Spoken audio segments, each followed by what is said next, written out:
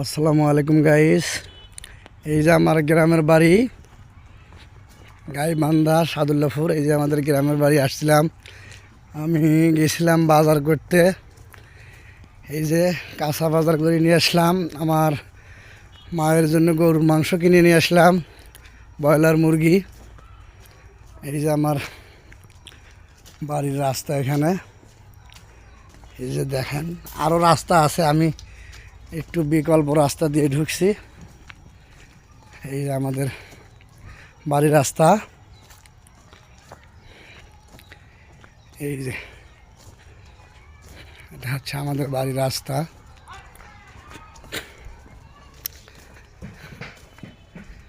এটা হচ্ছে আমাদের বাড়ি, খালি জায়গা।